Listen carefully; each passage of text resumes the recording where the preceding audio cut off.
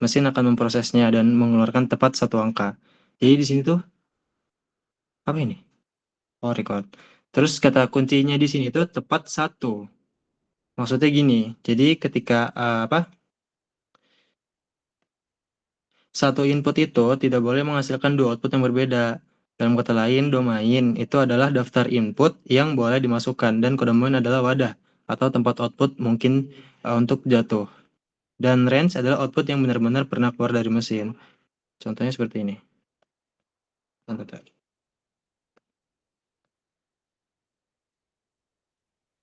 Nah, ini harus dimasukin nih ya. Nih, ada fungsi namanya itu f fungsi a ke b. Fungsi akan dikatakan fungsi jika setiap anggota dari A tepat berkorespondensi satu dan satu ke anggota B. Jadi dia tepat satu-satu gitu ya guys ya. Nah, gini. Nah, A itu biasanya disebut dengan domain. Nah, A ini disebut dengan domain. Dengan B yaitu disebut dengan kodomain. Nah, fungsi itu jika domain berkorespondensi tepat satu-satu ke kodomain. Habis itu ada yang dibilang ada juga sebutannya itu range atau himpunan output yang benar-benar terjadi. Ibaratnya range itu tuh kayak rentang nilai dari suatu kelompok. Kalau kamu mau ngomongin range buat domain, berarti range dari eh, fungsi A gitu. Kalau kamu mau ngomongin range dari kodomain, berarti kamu range dari B, kayak gitu aja. Lanjut,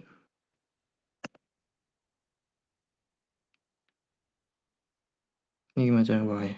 Set, oke. Sini langsung aja kita contoh soal ya. Kita lanjut. Kita langsung masuk ke contoh soal. Buat contoh soal nomor 1. Ada f(x) sama dengan akar 6 min 2x. Tentukan domain alami dari fungsi tersebut. Jadi di sini langkah pertama, kita kenali dulu bentuknya. Kan itu di fungsi ada akar kuadrat. Nah, sedangkan ketentuannya akar itu tidak boleh negatif. Hasil kita bisa tulis seperti ini. Nah, sampai sini paham nggak? Kenapa 6 min 2x lebih besar sama dengan 0? Kalau paham, acungkan jempol. Oke, aku anggap paham semuanya. Jadi sini tinggal lanjut aja penyelesaiannya. And then hasil akhir ini. Ini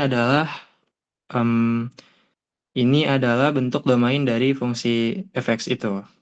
Jadi bisa ditulis df sama dengan x ini bilangan rasional yang dimana x-nya itu lebih kecil dari 3. Oke. Lanjut buat contoh kedua. Contoh 2, bentar turunin dulu. Kejauhan turunnya. Oke, pas. Tentukan domain dan range fx dari 2x plus 1 per x min 3. Di sini kita bisa tulis ulang ya fungsinya. Ini nimpah ya sebenarnya, tapi ya udahlah. Fx sama dengan 2x plus 1 per x min 3. Nah, kayak gini nggak kelihatan dong. Fx sama dengan 2x plus 1 per x min 3. Di sini kita yang pertama kali dari bentuk fx kita bisa melihat pertama kali yang bisa kita tinjau itu adalah bagian bawahnya. Di mana x min 3 itu tidak boleh sama dengan 0. Kenapa begitu? Karena jika x min 3 sama dengan 0, fx nilainya tidak akan terdefinisi sehingga fungsinya tidak ada. Maka kita bisa simpulkan nilai x sama dengan tidak boleh sama dengan apa? Tidak boleh sama dengan 3. And then kita peroleh domain dari fungsi f, yaitu semua bilangan semua bilangan real yang dimana X-nya itu tidak boleh sama dengan 3.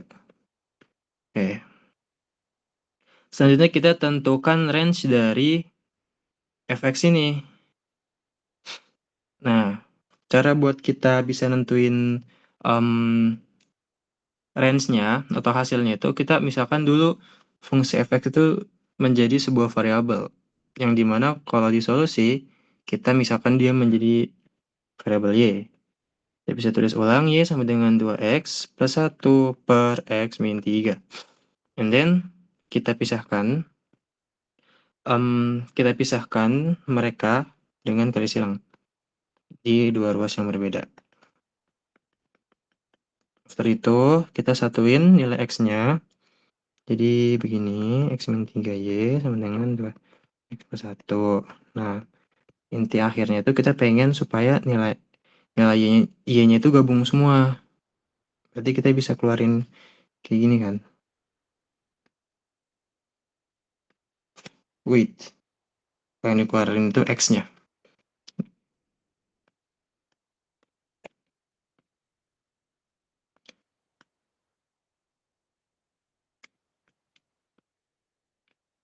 Jadi kita gabungin semua x-nya di sini, terus kita pindahin y-nya di ruas yang lain.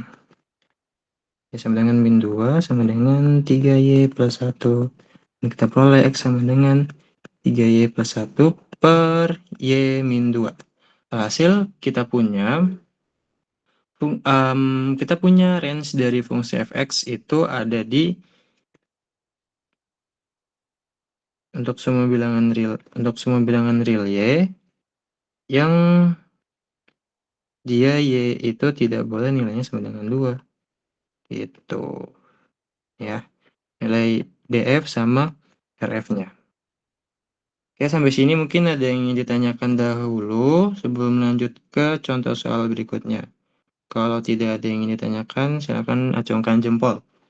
Aku akan lanjut ke materi berikutnya. Sini fungsi komposisi.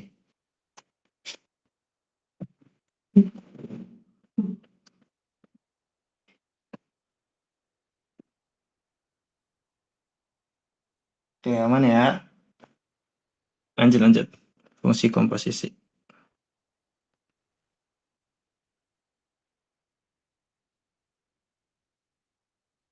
1.2. Fungsi komposisi. Ya, sebenarnya komposisi ini kan materi fungsi udah dijelarin di SMA ya. Ada sama Pak Joko, ya kan? Jadi sini aku bakal ngulangin review aja, nggak bakal terlalu mendetail buat bahas materinya. Buat konsep sama rumusnya ini udah familiar harusnya. Mana tuh ya? Nih, jika ada F komposisi G, gitu kan, dari X, makanya sama dengan fungsi F terhadap GX. Urutan pengerjaannya tuh G dulu yang di dalam, ini step 1. Baru setelah itu semuanya. Yang di luar, F-nya, step 2. Habis itu umumnya F komposisi G, X tidak sama dengan G komposisi Fx. Sehingga disimpulkan komposisi tidak bersifat komutatif. Nih, tidak bersifat komutatif. Dan domain komposisi X harus ada di domain G, dan Gx harus ada di domain F.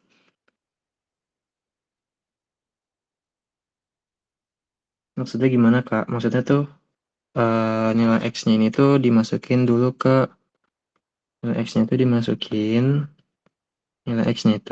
dimasukin terlebih dahulu ke fungsi G-nya nih, ini yang pertama. Nah, habis itu nilai dari fungsi G-nya masukin ke fungsi F. Udah gitu lah. Lanjut. Lanjut langsung aja ke latihan soal. Contoh 1. Di sini kita punya dua fungsi ya, fx sama gx. Fx-nya 2x plus 3, x-nya x kuadrat. Kita disuruh tentukan f OG X dan GOF. Ini gampang banget, tinggal di substitusi doang. FOGX artinya GX ini GX nih, yang X kuadrat disubstitusikan ke dalam fungsi fx yang dinilainya 2x plus 3. Kita bisa tulis langsung jadi seperti ini. Jawabannya begini. Buat GOFX berarti kita bisa ubah X-nya ini ke bentuk fx. Fx apa? 2x plus 3. Hasil kita punya 2x plus 3 kuadrat sama dengan 4x kuadrat tambah 2 kali 2, 4 kali 3, 12. X tambah 9. Sip. Lanjut di contoh soal nomor 2. Contoh 2. Mencari fungsi luar. Diketahui gx bla bla bla, fogx bla bla bla, tentukan fx. Nah, ya ini berarti kita bisa mulai dari fakta kalau kita punya f of x sama dengan x kuadrat min 2x plus 5. Dan tadi kita tahu kalau gx itu x min 1. Ini kan kayak f x min 1 sama dengan x kuadrat min 2x plus 5. Ya kan?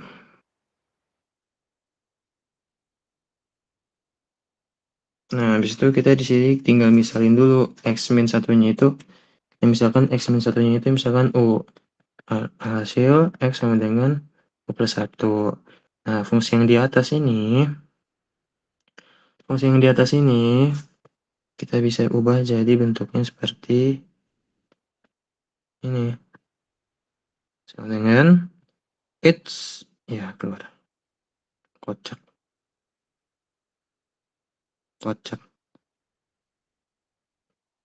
Yang mana anjir?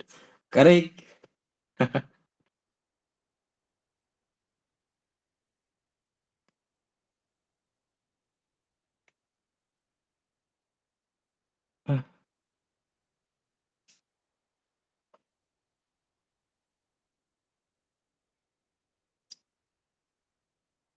Ah, Karik.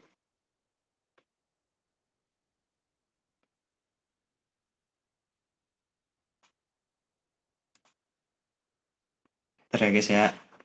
Konsol dulu, konsol.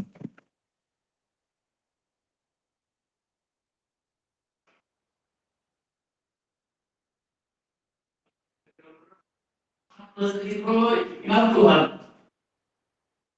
Gue nggak tahu masuk yang dimana lagi, Cok. Kenapa terkeluar? Ter, gitu. Kerugian aja.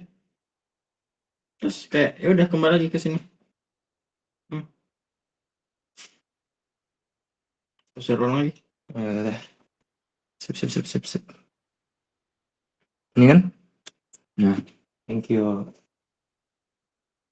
Betul, betul, Pak. Woi. Oke, guys. Lanjut. F U sama dengan apa tadi? X kuadrat. Tapi punya X-nya itu koplak. Bentar. Yang diajarin Karik kayak gini. Set.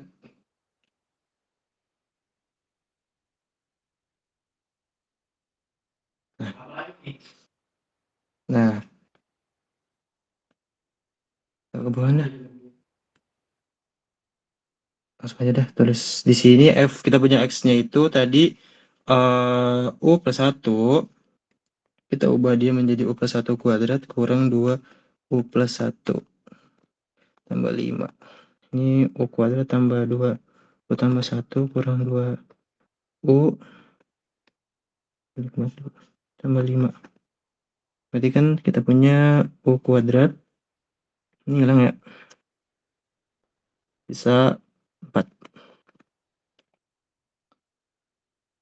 Nah, step selanjutnya itu kita bisa lihat di langkah 3, ganti nama variabel. Yang tadi nilai U, kita ubah jadi kembali ke nilai X. Sehingga kita punya fx sama dengan x kuadrat tambah 4.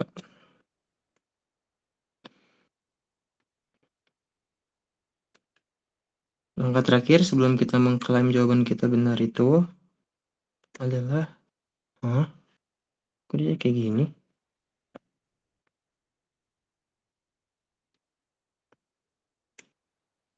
Apa sih?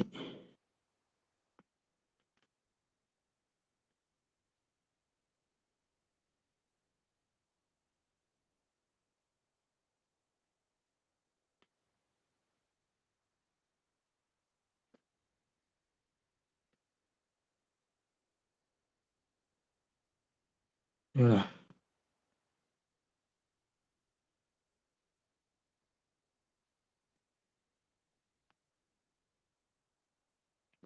bisa jawab.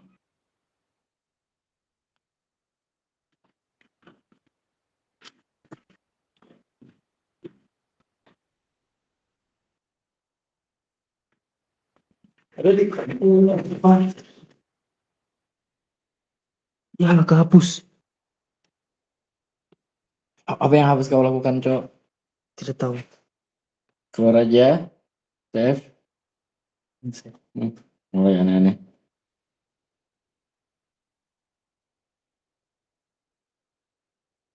Aneh, sumpah. 2 kali.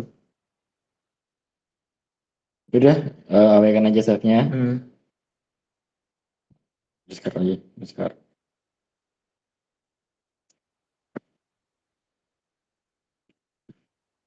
Ini. Sini aja, biar deket. Oke.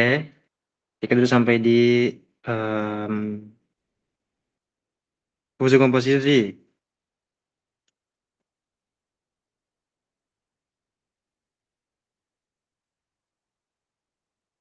Contoh kita tadi udah bener ya, sampai di kita udah dapat nilai fx-nya itu di masih tadi ini.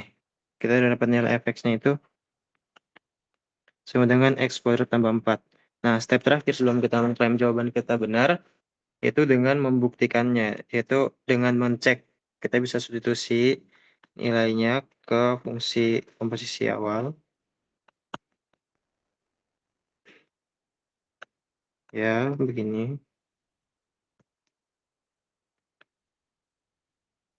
Min 2x plus 5. Nah, ini jawabannya cocok ya, sama. Jadi jawaban kita udah benar. Oke. Lanjut ke nomor 3. Domain komposisi. Ini kita punya fungsi pertama itu fx.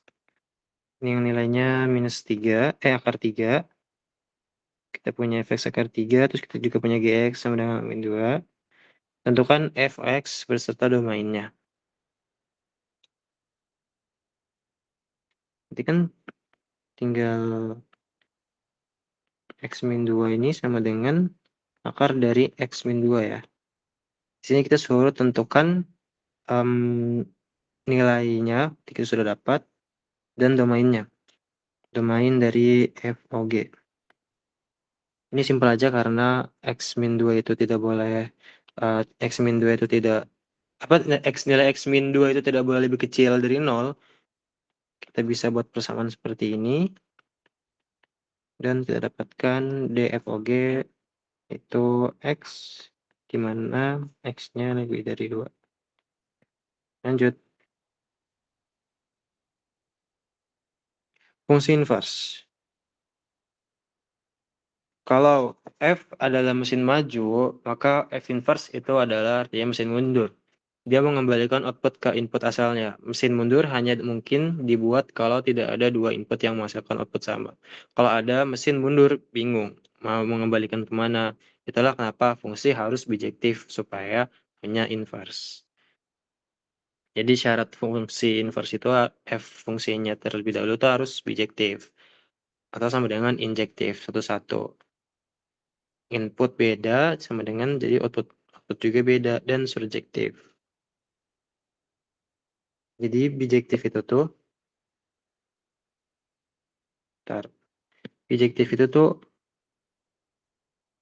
injektif dan surjektif, gabungan dari dua jenis fungsi injektif dan surjektif. Nah, kalau injektif itu apa? Satu-satu. Dia tuh Misalkan gini, ada A, ada 3 nilai ya, terus ada B, nilainya boleh berapapun. Nah ini tuh dia harus ini guys nih, ini tuh injektif, ini injektif. Sedangkan kalau surjektif, semua kode mainnya harus kena. Jadi kalau misalkan kita punya ini, nah ini tuh harus kena ke sana, kena ke sana, kena ke sana atau kena ke sana. Nah ini surjektif. Gabungan dari sur dan injektif namanya adalah bijektif. Nah, ketika fungsi sudah bijektif, maka dia memiliki nilai inverse. Dia memiliki nilai inverse. Gitu.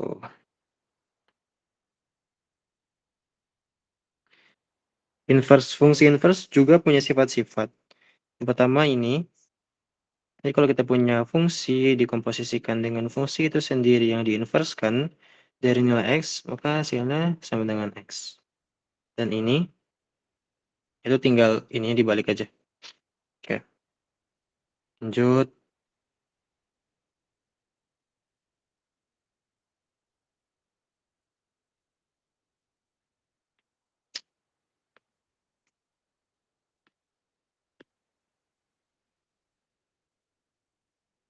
Ini apa nih? Oh, ini tuh kalau kita punya fungsi A sama dengan B, jika dan hanya jika inverse dari B sama dengan A. Dan untuk yang ini nilainya dia dibalik ya. Ini ke sana dan ini nilainya ke sana. Jadi dibalik. G dulu baru F dulu.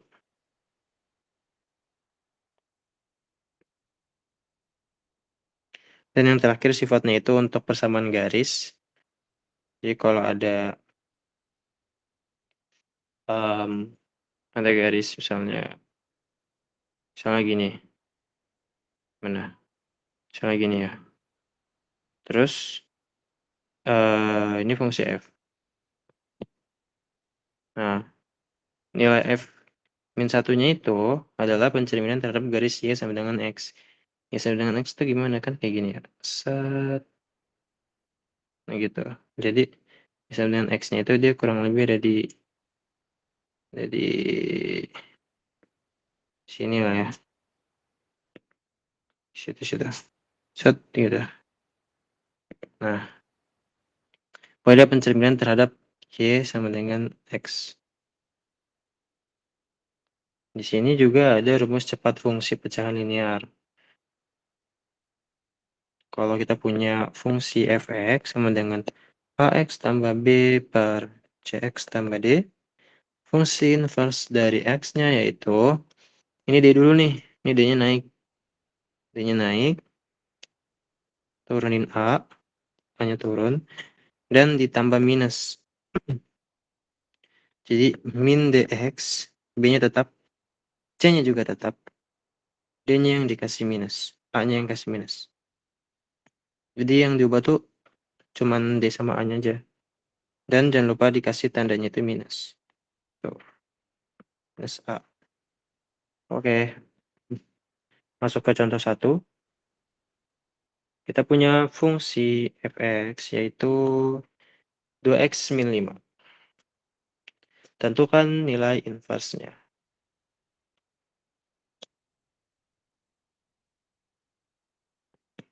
Ya kan ini kan kayak f(x) ini kan 2x min 5 per 1 ya. Nah, min x-nya itu berarti tinggal kayak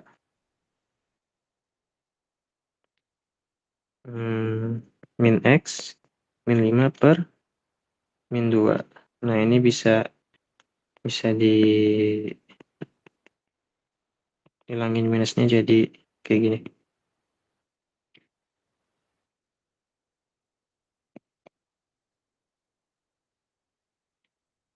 Habis itu contoh buat soal nomor 2-nya. Kita punya fx sama dengan 2x plus 1 per x min 3. Sama sih, kita tinggal turunin A-nya jadi minus, naikin D-nya jadi minus juga, gitu. Berarti minus 3 jadi 3x tambah 1, and then x minus 2-nya jadi minus 2. Sama nggak? Sama nih. Oke, lanjut. Contoh 3, inverse komposisi. Maksudnya gimana inverse komposisi? Jadi kita akan menginverskan dua fungsi yang berkomposisi. Artinya dia dalam satu fungsi diinverskan. Gitu. Langkah pertama. Sini ada dua cara ya. Wajarin yang cara pertamanya. Kita komposisikan dulu nilai f OG-nya. Jadi kita dapat sini f OG-nya itu 3x plus 2. Nah, setelah itu baru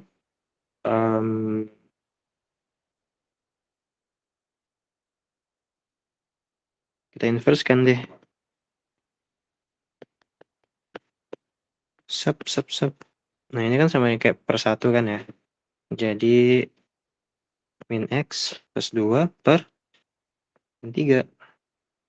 Kita kali minus, jadi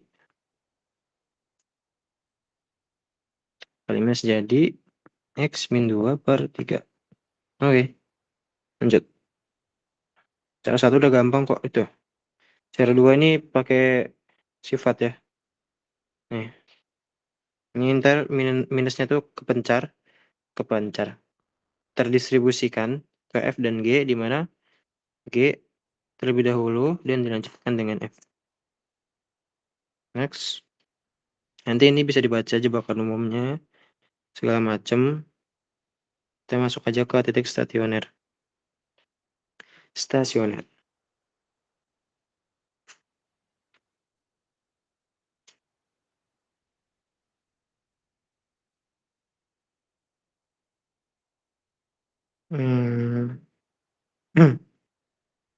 Sebenarnya titik stasioner ini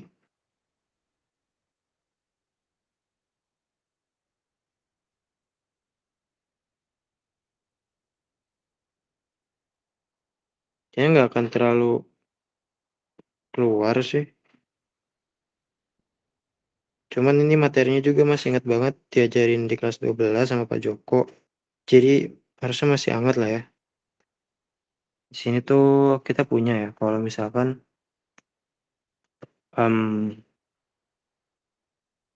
fx.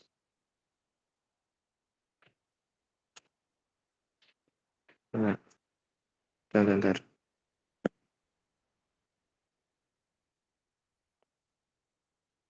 Bayangkan mendaki bukit tepat di puncak sesaat kamu berjalan datar, atau tidak naik, tidak turun.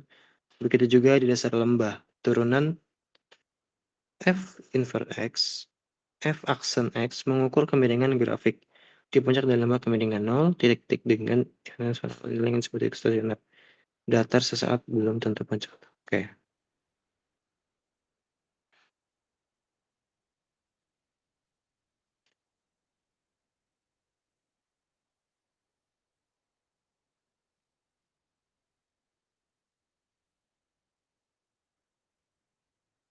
Di sini tuh ada buat yang uji turunan pertama ya. Di sini turunan pertamanya atau f aksen.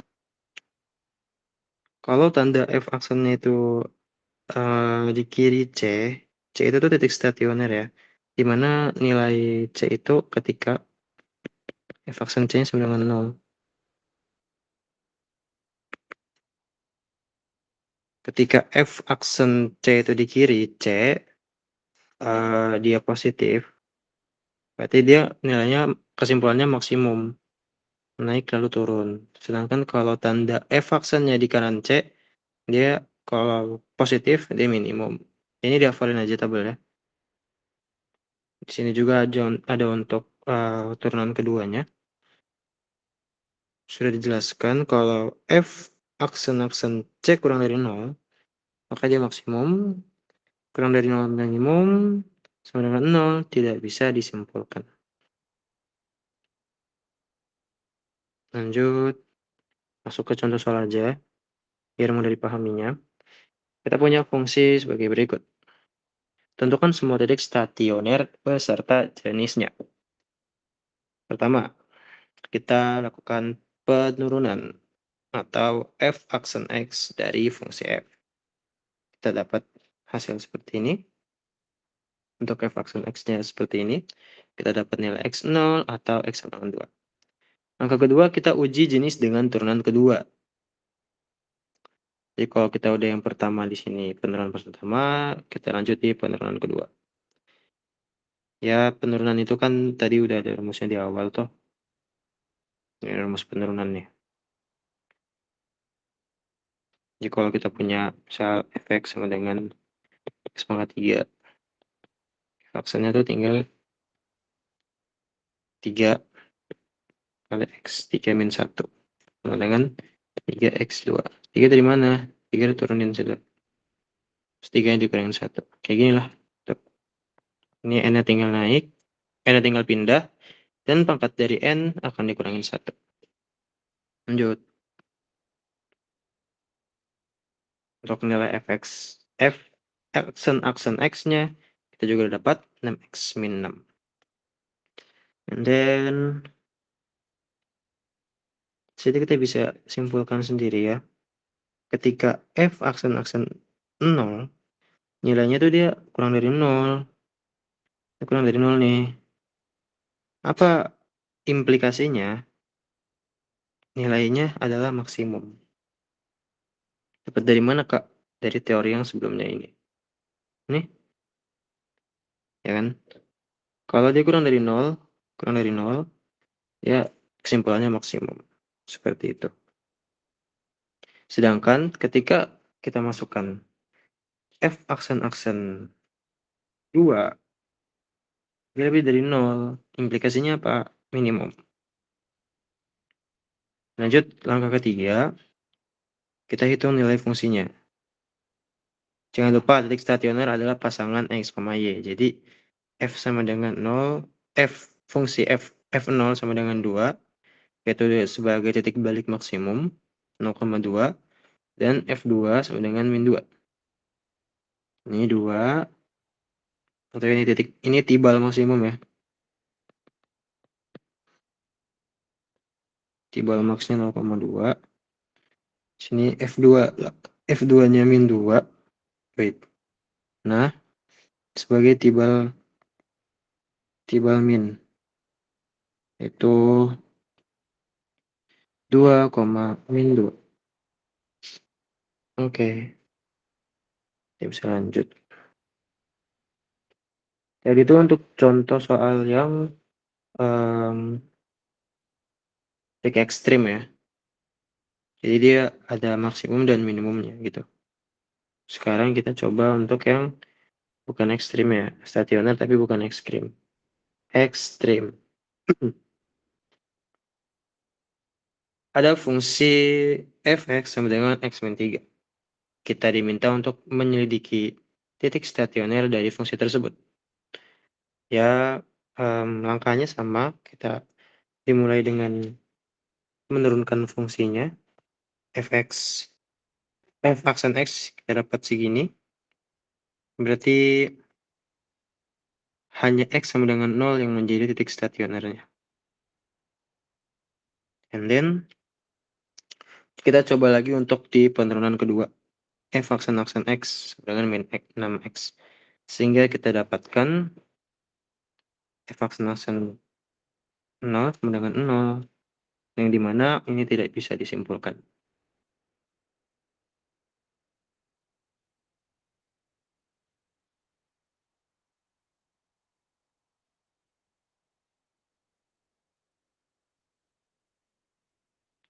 Setelah itu, kita punya untuk diuji turunan yang pertama, saat kirinya 0, misal x sama dengan min 1.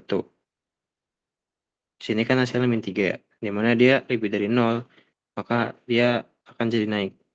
Dan dikala 0, kita ambil F-function 1, dia lebih dari 0, sehingga kita dapat juga nilainya naik, ya kan? Tanda tidak berubah, sedangkan 0,0 adalah titik belok horizontal, bukan maksimum ataupun minimum. Ini bukti bahwa F-function C sama dengan 0 belum tentu puncak atau lembah. Gitu. Jadi dia posisinya naik, sedangkan 0 di sini ya. 0 di sini. Terus kita punya min 1, kita punya 1. Saat 0, yaitu di sini, dia titik belok horizontal kan. Tapi nilainya ketika di sini itu masih dalam keadaan naik. Sini masih dalam keadaan naik.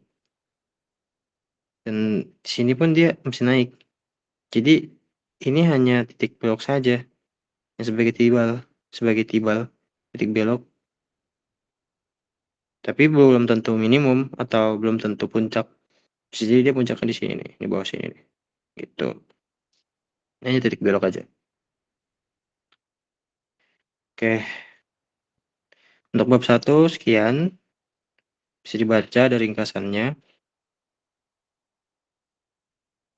Kalau pecahan kayak tadi ya, ini kita review singkat. Untuk pecahan, penyebut tuh nggak boleh sama dengan 0.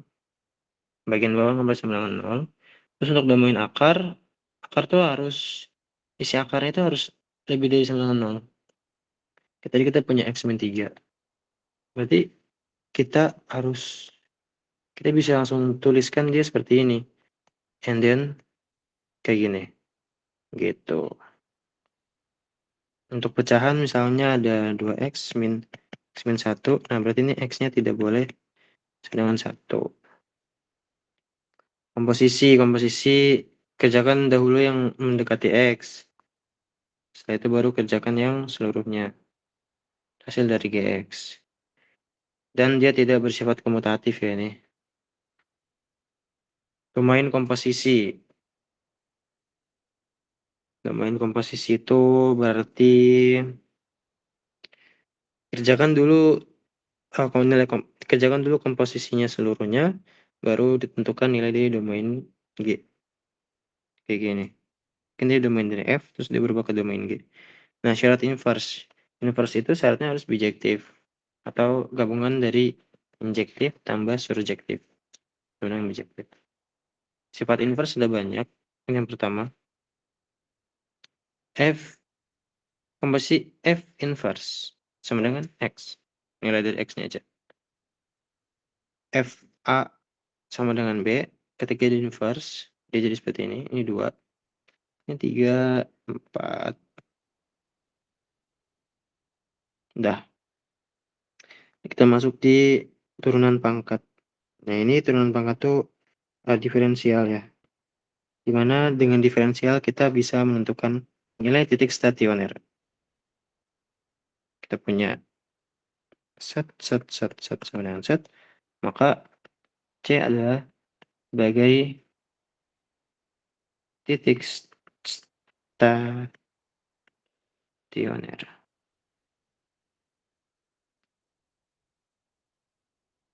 Kita punya kesibukan.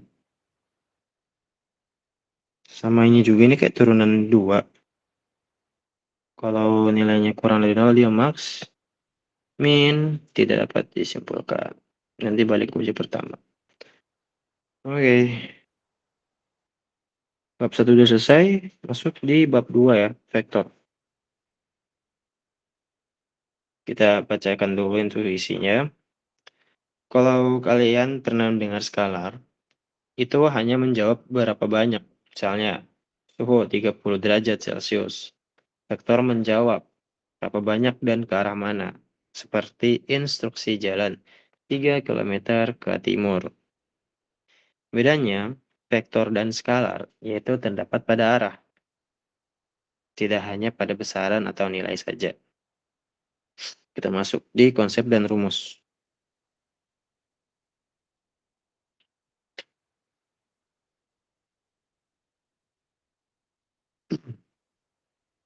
Vektor itu biasa dituliskan dengan panah nih, atau dengan garis. Ini penulisannya, gayanya. Hurufnya juga tebal, di bold. Ada yang disebut dengan matriks kolom, ada yang dituliskan dengan kurung sudut. Itu gaya penulisan dari vektor sendiri.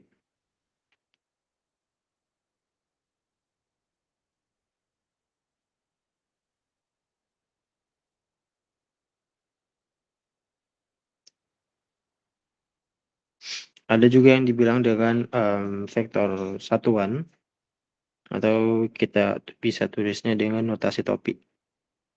Topi gitu. Set.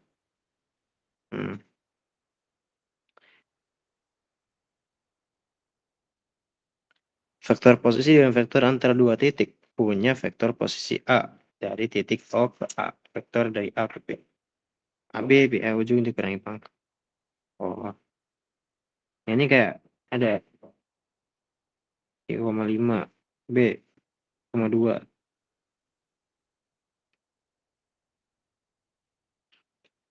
Terus vektor dari A, AB-nya itu tinggal dikurangin aja. Kayak 5 kurang 2. Ya kan? Koma. Balik dong. 2 kurang 5. 2 kurang 5, koma. 1 kurang 3. Min 3, min 2. Oke. Contoh 1. Diketahui A sekian, B sekian, tentukan A, B, dan tulis dalam 3 notasi berbeda. 3 notasi berbeda dalam notasi X, Y, Z gitu. IJK. Oh, 3 notasi. Ada yang dengan matriks, tuh ada yang dengan penulisan alfabet, dan ada yang dengan vektor sudut gitu. Sama kayak tadi, ini kayak contoh di awal. Tinggal dikurangin aja, akhir dikurang awal. Lanjut contoh 2. Kita punya vektor U sekian. Sebutkan komponen X, Y, Z dan tulis koefisien IJK. Ini gampang banget sih. Tinggal diubah doang tuh. Berurutan dari kiri. Ini 1, 3, min 1. Ini pertama, ini kedua, ini ketiga. Urutan dari atas ke bawah. Masuk langsung ke panjang vektor dan vektor satuan.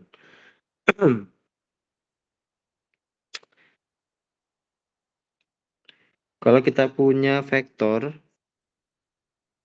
dengan koordinat yaitu V1, V2, atau ini deh. Nih, maka kita bisa cari panjangnya dengan mengkuadratkan, terus dijumlah dan diakarkan. Jangan lupa, notasinya juga berbeda. Dia menggunakan kurung seperti itu. Oke. Nah, ini adalah rumus buat vektor satuan. Tinggal dihafal aja. Vektor satuan itu dia akan mengarahkan nilai dari vektor itu menjadi 1. Gitu. Vektor dengan panjang K yang searah V cukup kalikan K V. Jadi kalau misalkan ada kayak gitu, misalkan ada P, ada arah, ada garis gini, searah UV,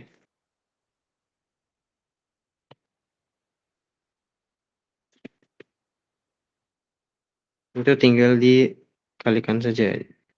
Jadi kali K. Ini dimana ntar panjangnya akan seperti itulah. Dipanjangin ke K. Lanjut. Buat contoh nomor satunya, kita punya U, P 3,-4. Tentukan panjang dan vektor satuan. Rumusnya udah tinggal diginiin aja. Dapat 5. Ya kan? Dapat 5. Dan vektor satuannya itu dibagi dengan panjang dari ini. Ya kan harusnya gini kan. Sama dengan 1 per. Nah, jadi tinggal dikali aja. 1/5 dari 3,-4. Lanjut, contoh 2. Tentukan vektor yang searah U vektor dengan panjang 6. Nomor 1.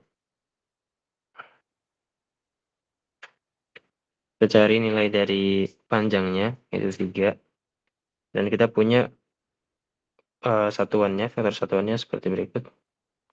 And then, kalikan dengan yang diminta pada soal, yaitu panjang 6. Kita tinggal kali 6, kita dapat segini. Oke, jawabannya berikut. Biar cepat, kita langsung masuk aja ke pembahasan berikutnya, yaitu penjumlahan dan pengurangan vektor. Sama kayak operasi hitung biasa. Kalau ada penjumlahan, kasih penjumlahan. Kalau ada pengurangan, dikurang dengan batasan koma antara 1, 2, dan 3. Nah, kalau dikali juga gitu. Ini tinggal dihubung-hubungin aja ya. Masuk contoh. Ini apa nih? Geometri aturan segitiga letakkan pangkal B di ujung A, maka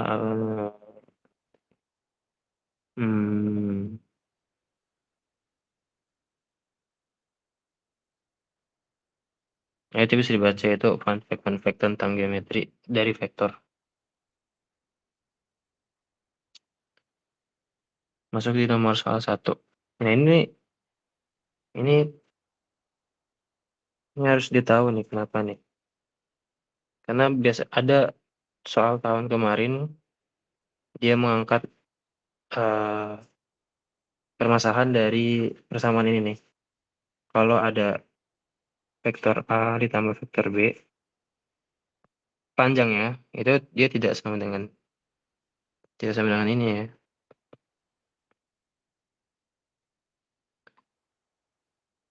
Dia nilainya akan sama jika A dan B-nya searah. Kenapa begitu? Karena karena kalau ini tuh ini misalnya kayak gini. Terus B kayak gini nih. Nah, jadi A tambah B ini itu hasilnya akan jadi seperti ini. Dari ini kita harus taruh dia di bawah.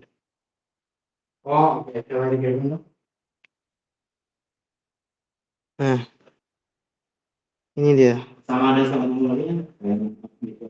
Sedangkan kalau kita punya A tambah B sendiri, kita berarti kan gini. Ini tuh panjangnya tuh segitu, titik. Sedangkan kalau yang dia dipisah satu-satu, berarti dia kan seperti ini. Set, terhubung. Berarti kan ini dia akan jadi satu garis lurus ya.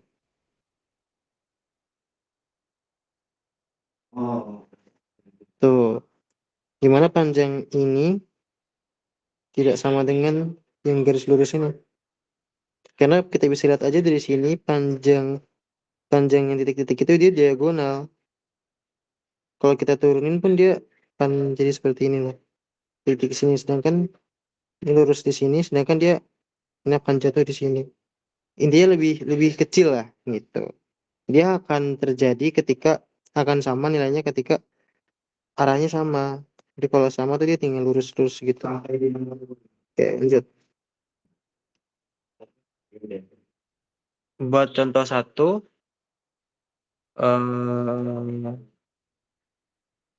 itu kita tinggal jumlahin aja sebenarnya. Kayak soal matematika biasa. Ada A tambah B, A min B sama 2A dikurang 3B. Sekarang lanjut buat contoh nomor 2. Contoh nomor 2 itu ada dua gaya bekerja. Yang satu 6 Newton ke timur. Ini utara, timur. Di 6 dan 8 ke utara. 8. Tentukan besar resultannya. Kita tulis dulu ya berarti F1-nya itu, bentar sih, bener gak sih? Kocak, utara selatan dong, utara timur. Utara selatan, oke, timur sini ya, ini barat. Oke. Step 6 Newton. Kita punya F1, ini F1, ini F2. Tulis dulu F1-nya itu adalah 6,0. F2-nya itu adalah 8,0. 0,8. Step 2, kita jumlahkan F1 dengan F2. Diperoleh sekian. Angka selanjutnya F3, R R R yang dikasih kurung. Ini tinggal kita kuadratin aja dalam akar. Jadi 36 tambah 64. Akar cepet sama 10 Newton. Gitu. Gampang ya. Secara geometri ini persis saturan jajar genjang. Kedua gaya jadi sisi, satuan jadi diagonal. Karena tegak lurus panjang diagonal sama dengan Pitagoras. Perhatikan R sama dengan 10. Nah, nggak penting. Lanjut aja.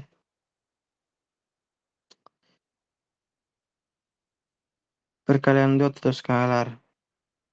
Sumpah ini tinggal dibaca-baca doang. Tuh. Ini juga sama, tinggal dihafal. Cos itu gimana. Langsung praktik di soalnya aja. Contoh 1. Kita punya ini. A, B yang tegak lurus. Kita disuruh tunjukkan kalau A dan B itu tegak lurus. Begitu bisa dengan perhitungan dot product ya. Itu kalau hasilnya sama dengan 0, maka nih, karena A dot B sama dengan 0, dan keduanya bukan vektor 0, ada nilainya dong. Nih, ada 1,22, 2,2 min 2, 1. Maka kesimpulannya adalah ini. Dapat dari mana? Itu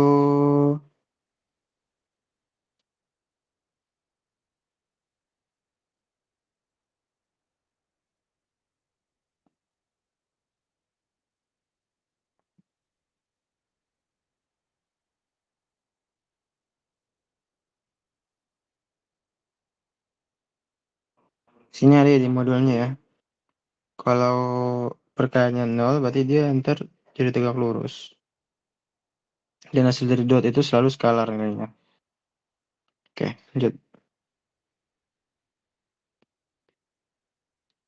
Contoh 3. Contoh 2, tentukan sudut antara. Ini nomor 2 ini tinggal perkalian dot dulu di awal. Dapat 1. Selanjutnya kita menghitung panjangnya. masing-masing. A dan B kita dapat akar 2, lalu kita masukkan ke dalam rumus menghitung sudut. Sekian. Dapat sudutnya yaitu 60 derajat. Oke. Lanjut contoh 3. Tentukan P agar A dan tegak lurus B, tegak lurus dot produk 0. Ya udah. Jadi kita buat sehingga ini sama dengan 0 gitu. Dapatlah nilai P sama dengan 3. Next question. Nah, di sini ada perkalian cross. Kalau tadi dot, sekarang cross. Ya, cross lebih rumit. Bedanya dia menggunakan matriks. Matriksnya juga bisa dihafal di sini. Ini vektor lumayan banyak hafalannya. A2, A2, B3. Kalau dulu tuh aku hafalannya kayak gini nih. CK, terus IJ. Ini apa sih? X, Y, Z. X, Y, Z, saya. X, Y, X, Y. Nah, ini tuh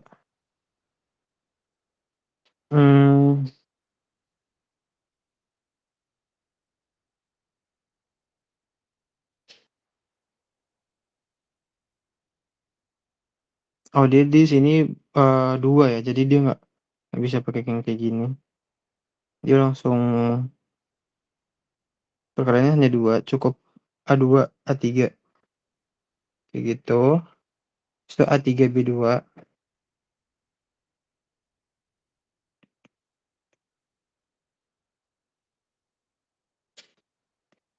A2, B1, B2. Berarti A3, B2.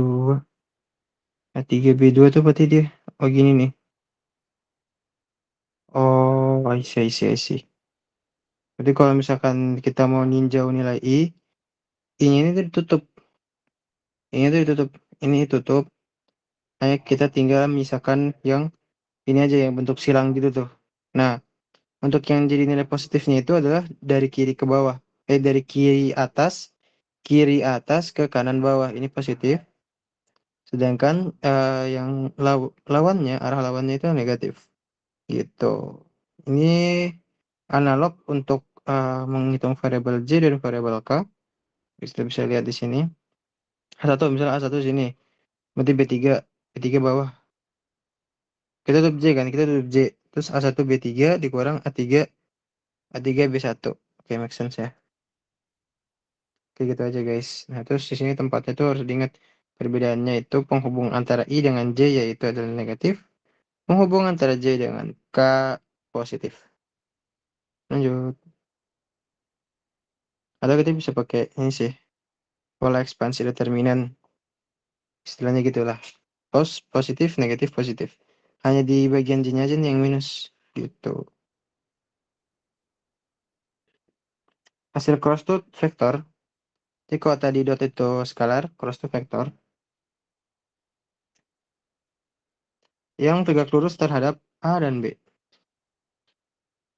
Arah ditentukan dengan kiri tangan kanan.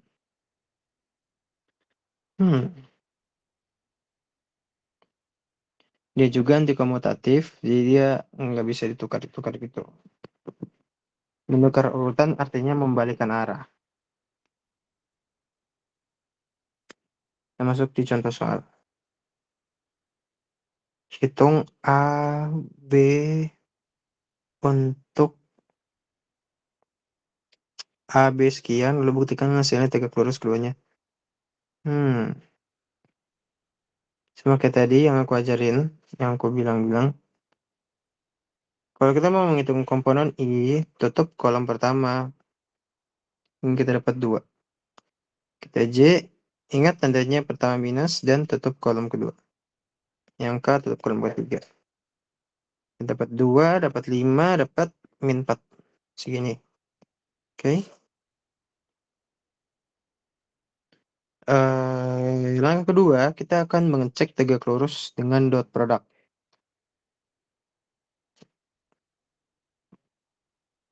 Dot product tuh Berarti kan tinggal 25 min 4-nya ini. 25 min 4 itu kan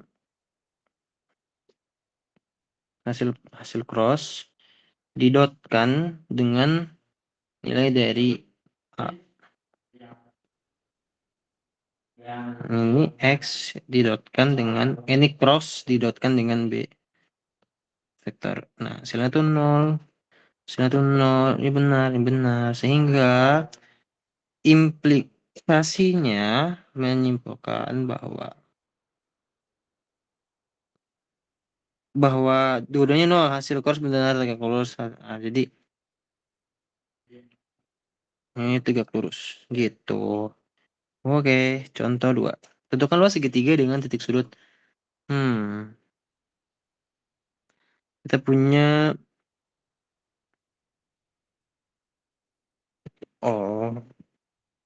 berarti ini ada A, ada B, ada C gitu ya. A, B, C. Ini AB, ini AC. Kita punya AB sekian, kita punya AC sekian. Kita punya AB ini, kita AC ini. Lalu kita lakukan cross di keduanya. Sub. Supaya apa cross? Cross itu supaya kita bisa menghitung luas dari segitiga menggunakan rumus cukup dengan min 2 dikali dari cross-nya sama dengan 4 gitu. Itu ya guys ya. Intinya tuh kita kalau ada segitiga A, B, C, cara buat nentuin luasnya itu kita gambar dulu lah A, B, C-nya di mana. Terus kita tentuin satu titik sudutnya. Sekarang di sini aku tentuin titik sudut yang menempel tuh A. Berarti kita butuh panjang vektor AB dan vektor AC. And then kedua vektor tersebut kita cross product. Kita kalikan cross. Nah, dapat dalam bentuk cross itu kita hitung panjangnya, panjang dari cross itu kayak gini. Ini kan, ini ada itunya mutlaknya. Nah, cara hitungnya gimana ya? Udah tinggal diangkatin aja tadi. Gitu. Ini hasil dari panjang vektor. Dapat deh panjangnya 4. Lanjut. Nah, bab 2 selesai. Alhamdulillah. Kita masuk di bab 3. Ini apa nih? Logika ya. Logika matematika. Ini juga materi hafalan ini. Kayak misalnya P benar. Negasinya apa? Ini negasinya salah dong. Gitu. Kalau salah apa? Benar. Ini sifatnya. Kalau negasi dari negasi P, itu kongruen P. Negasi kalimat perbandingan. Ini hafalin nih. Kalau lebih dari 0, dia negasinya lebih kecil sama dengan 0. Perhatiin tanda ininya sama dengan ini. Ini berpengaruh ini. Kurang tanda sama dengannya, salah juga hasil akhirnya. Oke. Kita coba contoh satu aja. Misalkan, bukan. Manakah yang merupakan pernyataan A, 7 adalah bilangan prima, B, tolong satu pintunya, C, berikut, D, berikut. A, pernyataan bernilai B. Benar.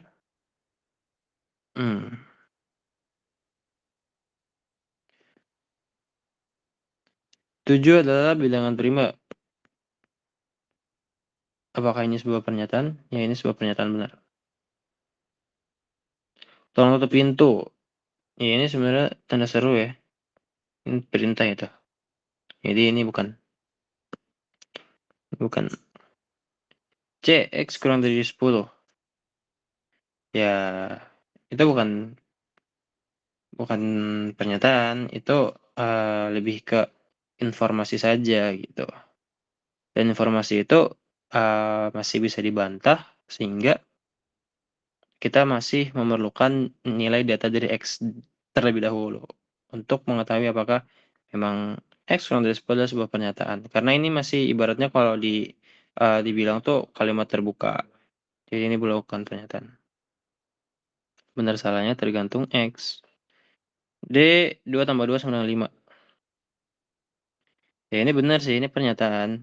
Tapi pernyataan salah. Ini pernyataan benar. Oke, dengan nomor 2 bisa baca sendiri.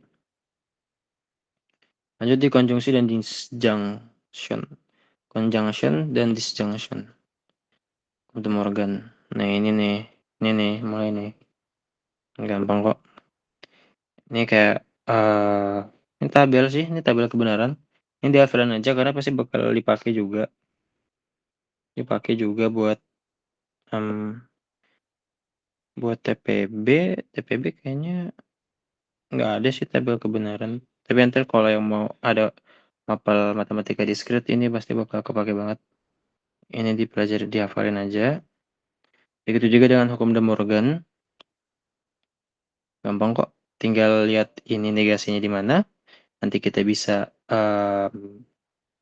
ubah dia. Nih, aku punya P,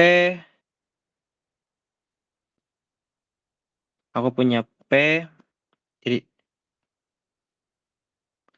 aku punya P konjungsi Q ya,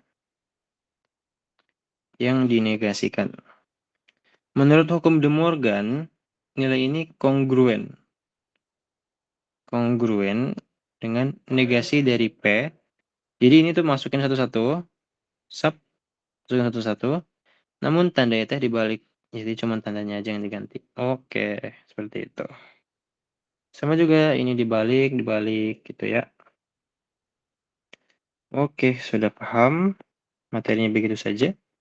Untuk implikasi juga di sini ada tabelnya, silahkan dibaca. Satu-satunya baris yang salah. Betul, satu-satunya yang salah. Kalau di atas tadi satu-satunya yang salah tuh ada di DSS. Nih, salah ketika dia S dengan S. Sedang ini untuk oh, bentar. Di sini untuk disjunction.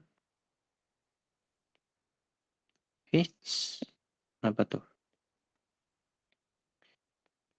Disjunction. Dia akan benar-benar salah jika di S dan S saja. Dan untuk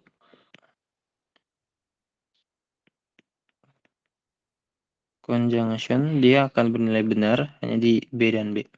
Gampang ya hafalinnya. B, B, B. S, S, S. Gitu. Nah, untuk implikasi atau jika, bisa kita baca, ada ini ya. Ada seperti statement ini. Ini dibaca jika P, maka Q. Jika P, maka Q. Jadi kita bisa sebut ini jika. Dia hanya akan bernilai salah ketika dia berlawanan untuk B ke S. Contoh. Ini juga ada salah nih. Tapi kalau yang salah di bawah tuh obviously ya. Kayak salah, ya udah salah gitu. Nah, hasilnya sini benar. Kenapa? Karena dia salah. Misalkan eh 3, jangan. Misalkan untuk contoh salah-salah benar. 3 tambah 3 sama dengan 5.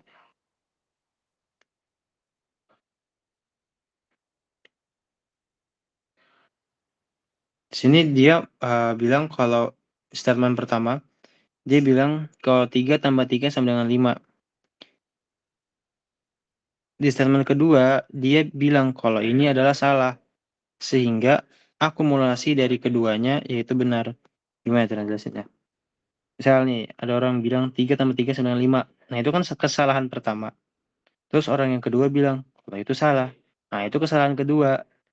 Artinya apa? Dia memvalidasi suatu kesalahan dengan pernyataan salah. Di mana hasilnya itu benar. Sedangkan kalau benar jadi salah, itu ya 3 tambah 3 sama dengan 6. Ini benar. Tapi dibilang salah sama dia. Ya udah deh. Jadinya salah karena udah benar 3 tambah 3 itu 6. 5 dibilang salah, ya jadi salah. Tapi ketika 3 tambah 3 dibilang 5 dan dibilang ini salah, ya benar karena dia salah. Itu ya guys ya. Lanjut. Oh ini nih, ada satu ekuivalensi yang menarik. Ini hafalin aja nih. Gampang kok. Sep, sep, sep, sep. Nah gitu. Dan contohnya bisa dibaca aja. Kita masuk di konversi inversi kontraposisi. Ini tuh jujur kayaknya ini nggak akan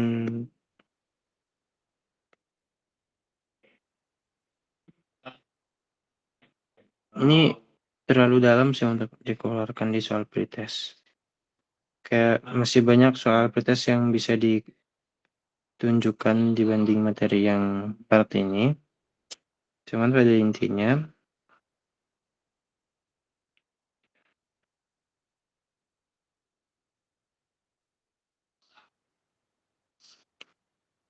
ini sih.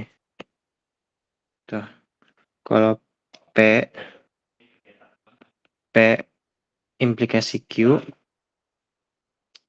ini kongruen dengan negasi Q implikasi negasi P. Gitu. Ini tabel kebenaran lagi nih tentang panjang. Kita aja. Contohnya juga bisa dibaca. Ini logika aja guys, nggak ada yang perlu terlalu dijelaskan lebih panjang. Kalian cukup membacanya dengan baik dan seksama. Perhatikan perhatikan kalimatnya, baca baik-baik dan pahami materi-materi yang ada di sini ya. Dibaca-baca. Terus kalian tinggal latihan soal aja karena di sana juga ada solusi yang udah dikasih tahu penjelasannya nih. Kayak soalnya ini contoh satu kan.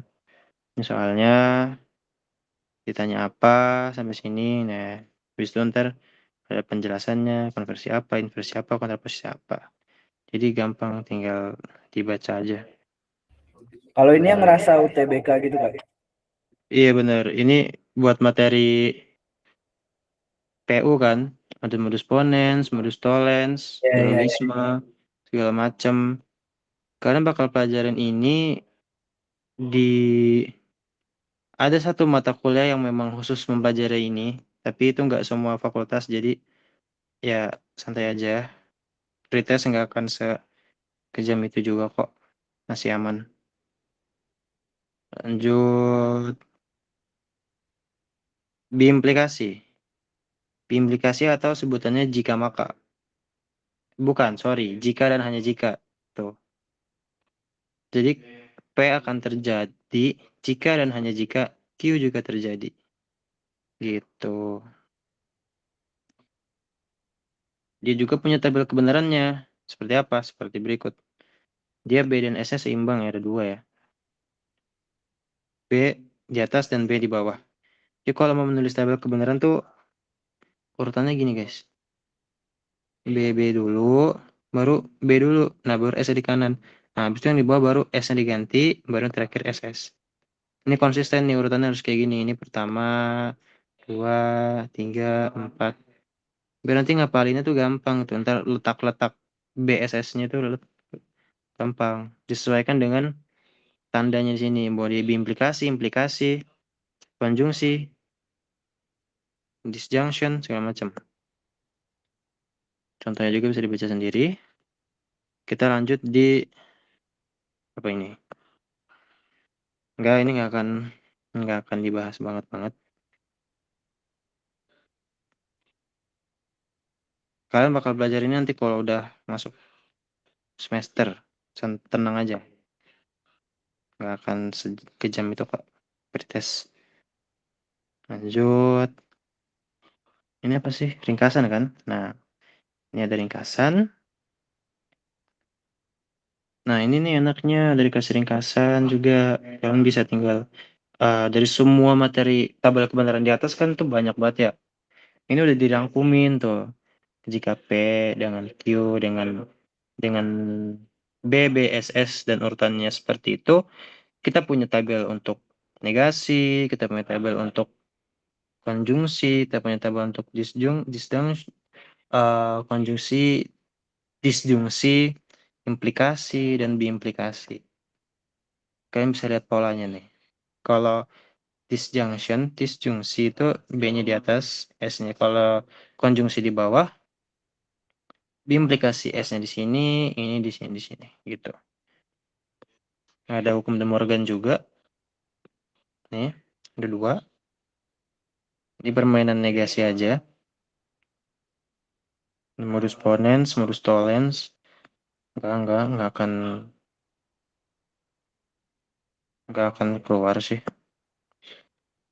Lanjut oke, ini kita masuk sampai di barisan dan deret atau bab terakhir ya. Bab 4, bab bahan materi terakhir untuk pretest. Oke, masuk di barisan aritmatika. Seperti kita tahu, baris aritmatika adalah baris yang penambahan atau pengurangan dari baris n ke n plus 1 bernilai konstan. Atau saya bisa tulis sebagai berikut. Baris aritmatika ya, BA. Kita punya A, kita punya A tambah B, punya A tambah 2B, dan sampai A tambah NB. Betul. Dengan A yaitu sebagai suku pertama, nih, dan B sebagai beda. Gitu. B kita bisa peroleh dari UN dikurang UN-1. Ini udah di luar kepala sih mestinya. Kita lanjut di rumus pertama dari aritmatika, yaitu untuk mencari nilai UN. Rumusnya adalah A ditambah N-1 dikali B. Lanjut rumus kedua, ini rumus pertama. Ln. Sn atau menentukan jumlah N suku pertama, yaitu N per 2 dari penjumlahan A ditambah UN. Oke.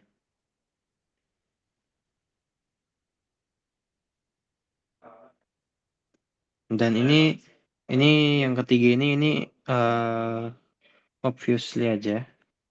Kalau misalkan kamu punya jumlahan 7 bilangan, kamu kurangin sama jumlah 6, berarti ntar yang keluar tuh 7 gitu. Tahu lah ya kenapa ya. Contoh 1. Diberikan 3, 7, 11, 19, tentukan U20, S20. Kita pertama-tama tuh identifikasi dulu nilai A-nya berapa, nilai B-nya berapa. Setelah itu dari sini kita punya data, kita kerjakan buat nyari U20. 20 itu rumusnya apa? Kayak gini kan. Masukin 3 tambah 19 dikali 4. 19 kali 4, 76. 6 tambah 3, 79. Oke. Sekarang S20. Rumusnya N per 2 dikali apa? Tadi A tambah UN.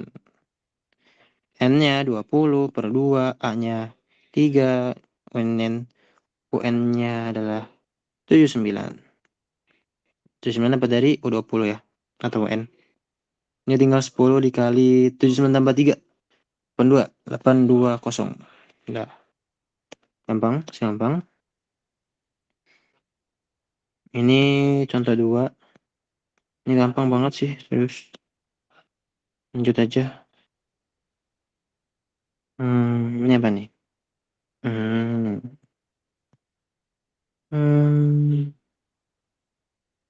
Ini implementasi dari tiga rumus di atas. Kita cuma cukup pakai ini buat nomor 3. Buat nomor 2 kita cukup cari nilai B, ya kan? Dan kita cukup cari nilai A. Itu sih. Matematika itu yang penting tuh kita tahu arahnya mau arah kerjain dia kemana gitu. Di sini kita diminta buat tentuin S10 kan. Sedangkan yang kita punya itu cuma data U3 sama U7. Kita tulis aja gitu. U3 tuh ada apa, U7 tuh ada apa. Kalau U3 kita sini dapat A tambah 2B. Di U7 kita punya A tambah 6B gitu. Kita kurangin gitu. Pakai pakai rumus kita kurangin aja. Nah, kita dapat apa? 4B gitu kan. Karena A tambah 6B jadi dikurang sama A tambah 2B kan. Hasilnya apa? 4B. Hasilnya ini sama dengan 23 kurang 11. 23 kurang 11 berapa? Ya 12. B-nya berapa? B-nya 3 gitu. Dapat B3 mau ke bawah mana nih arahnya? Kita mau arahnya ke cari nilai A. Substitusi aja ke U3 gitu. Nah, kita udah punya data nilai A, udah punya data nilai B, gampang tinggal kita udah kejawab berarti sekarang bisa cari nilai S10-nya gitu. Karena yang kita mau cari itu S10, sedangkan rumus dari S10 itu apa sih? A dan B kan, ada A dan B-nya kan. Yang tadi Sn sama dengan N per 2A tambah UN. Dengan UN itu apa? A tambah N-1 B. Nah, di sini cuman A, variabel B, variabel A. N kita udah tahu 10. Jadi kita harus cari info pertama yaitu A, info kedua itu B. Dari apa? Dari dua informasi yang kita punya ini. Gitu. Kita harus tahu logika arah main dia tuh kemana. Misalkan kayak gini juga, SN. Kita disuruh cari UN. Ya, bingung kan? Gimana gitu UN-nya.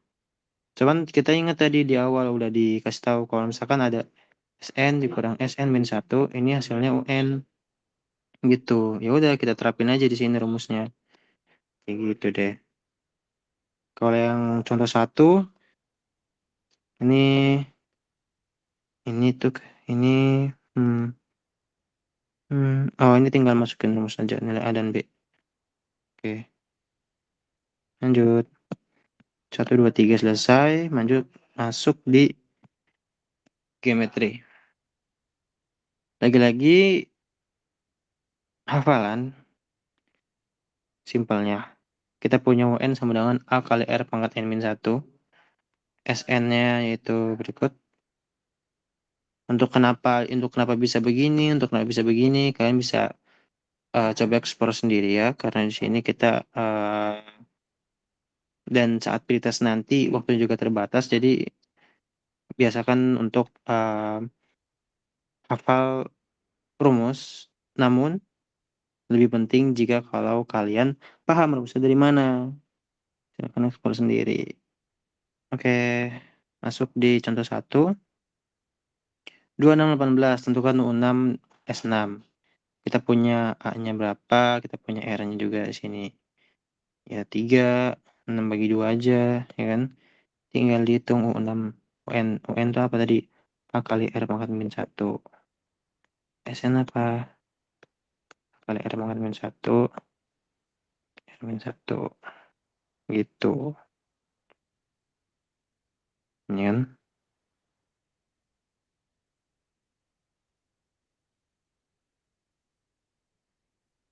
Ini tuh untuk yang R-nya lebih dari 1.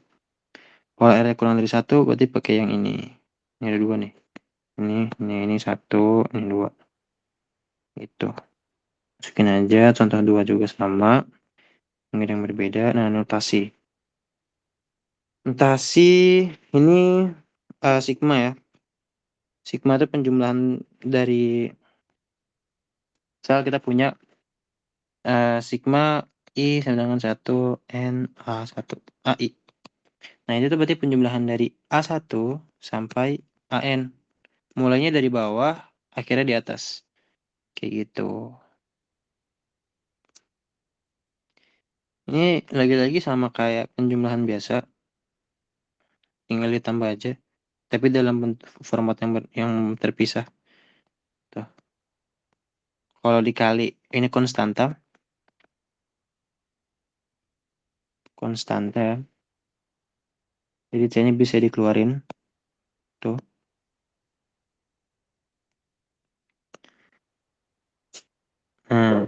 Di sini kalau ini ada 3 rumus nih. Kita untuk rumus pertama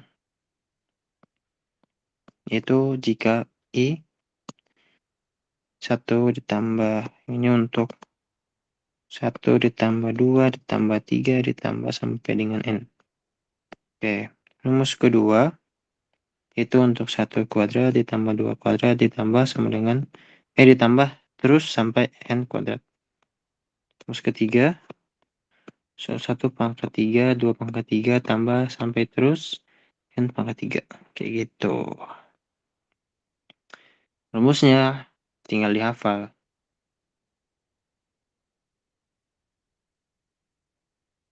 Simpelnya kalau rumus 3 itu sama dengan rumus 1 dikuadratin ya. Lihat. Nih. Sama ini kan sama ya. Sama dia dikuadrat gitu. Kalau di rumus 2 yang bedanya ininya aja nih. Ininya aja. N tambah N plus 1-nya ini selalu ada nih. Dimanapun juga. 1, 2, 3 selalu. Cuma di 2N plus 1 sama penyebutnya diganti 6. Oke, buat contoh nomor 1. Kita punya 2. Di sini kita punya 2 ini ya. 2 hitungan, 2 perhitungan. Kita pisah dulu dia. Kita pisah.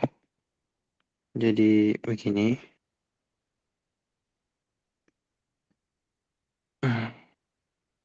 Nah.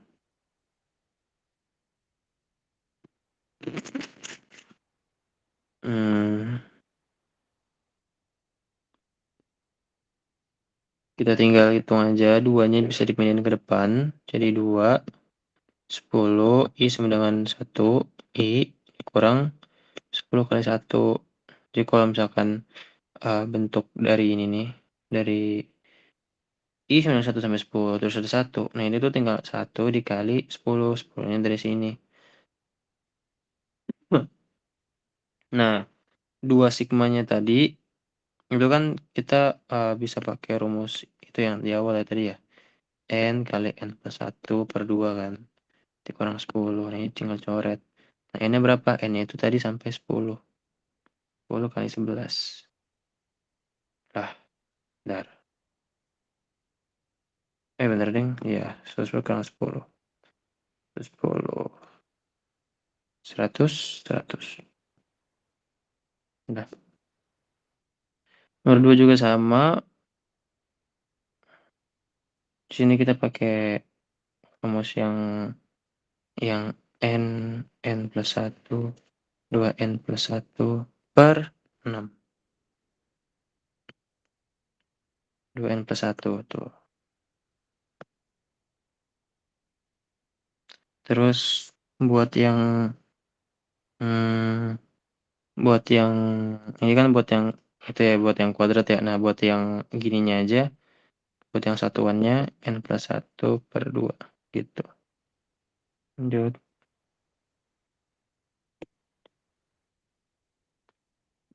Oh, ini hitung kalau misalkan I-nya tidak mulai dari 1, mulai dari 5. Jadi kita ini bisa modif dia, kita bisa manipulasi dia menjadi, kita paksa aja start dari 1. Nah, kayak gitu. Kita paksa dia start dari 1. Jadi kita punya 2 bentuk dan bisa diselesaikan satu-satu. Hasilnya 68. Gitu ya. Latihan, silakan kerjakan mandiri. Isinya dari 3 meter tak hingga. Rumusnya juga cuma 1. Itu doang. Dia punya syarat ya. Syaratnya itu harus konvergen. Atau nilai R-nya mutlak kurang dari 1 alias min 1 R1. Min 1 lebih kecil dari R lebih besar dari min 1 lebih besar dari R lebih kecil dari 1.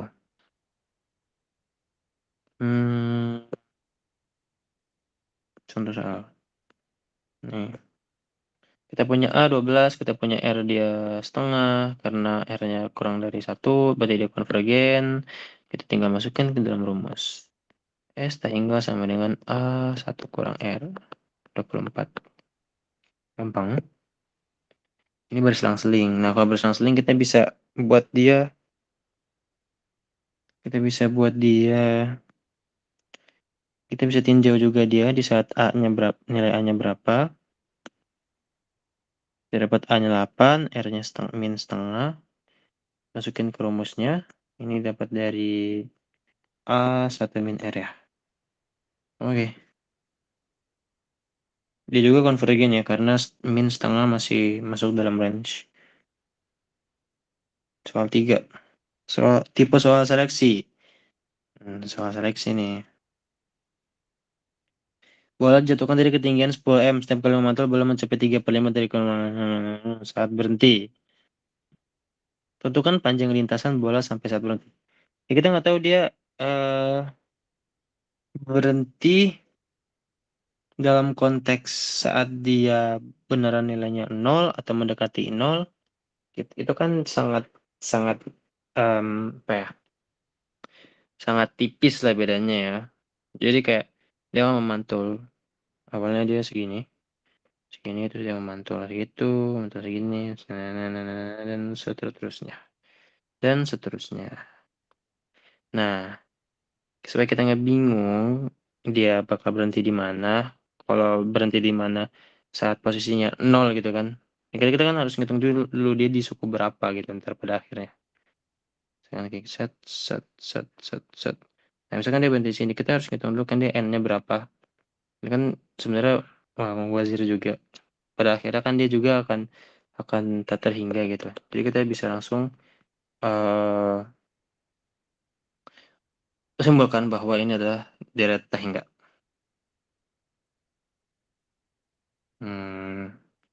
Langkah pertama yaitu bongkar strukturnya.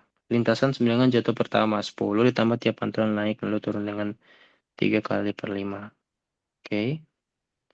Jadi kayak dia tuh sap sap sap sap. Nah, itu dia kehitung 2 kali. Kehitung 2 kali.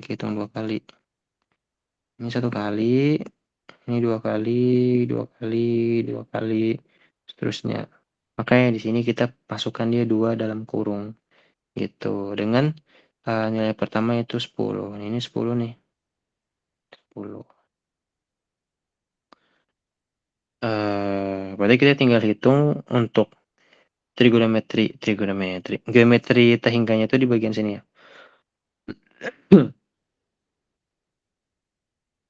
Kita pakai sigma jumlah tehingga.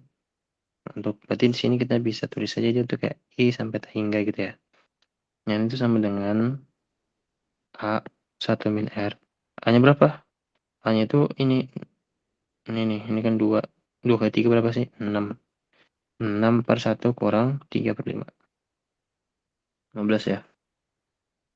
Jadi tinggal L-nya sama dengan 10 tambah 2 kali 15. 40. Selesai. Rumus. Kan? Rangkuman bab 4. Ada rumus buat UN. Rumus SN. Suku dari jumlah UN gitu. Ini juga kepake. Silakan dianalisa kenapa bisa begitu. Ini yang buat aritmatika.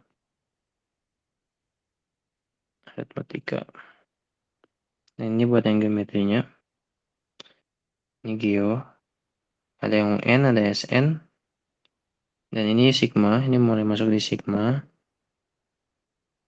Ya kan? Ada jumlah baku. Ini untuk pangkat 1, 1 pangkat 2, pangkat 3.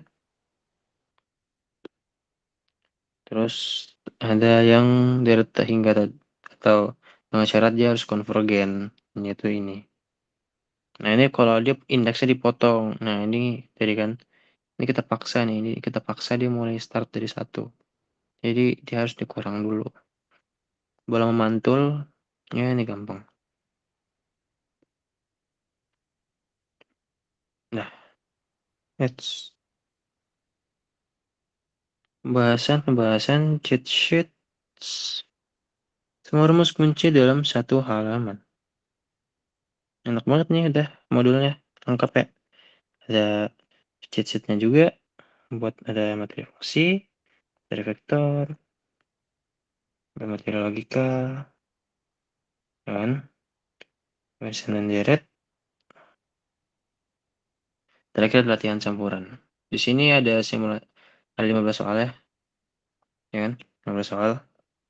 Untuk 15 soal untuk targetnya sejam ya. Target pengerjaan sejam nih, lihat tuh.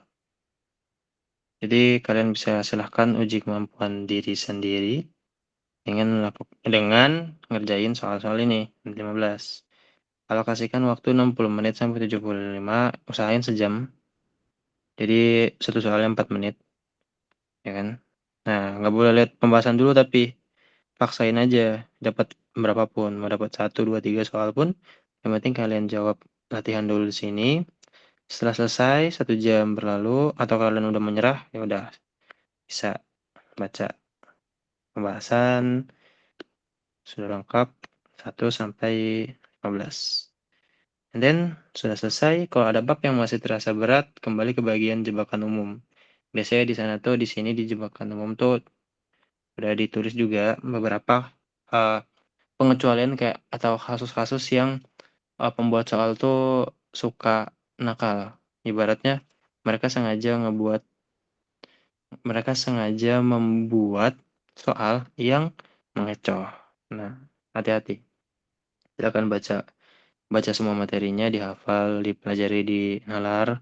Kira-kira kenapa bisa rumus seperti itu, kenapa begitu-begitu. Bisa searching di YouTube, di Google, atau pakai AI.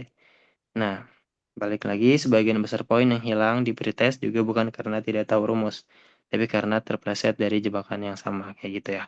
Oke, mungkin sekian materi dari aku. Semoga nanti pretestnya lancar. Kalau sampai sini, uh, ada yang ingin ditanyakan, silakan tanyakan sekarang, atau kalau pengen bertanya nanti setelah pematerian, bisa kontak ke nomor aku ya di WhatsApp. Oke, semuanya. Ada yang ingin ditanyakan dulu nggak sebelumnya? Atau udah aman?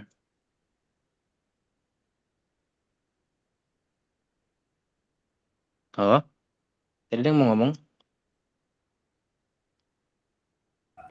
Aman Kak. Aman ya? Oke. Mungkin Terima kasih pematerian banyak, aku tutup. Kak. Makasih, Siap, Kak. siap, Jaga siap, materi. siap. Semangat ya. Nanti ketemu lagi hari Senin. Bye-bye guys. Oke, makasih banyak. Semoga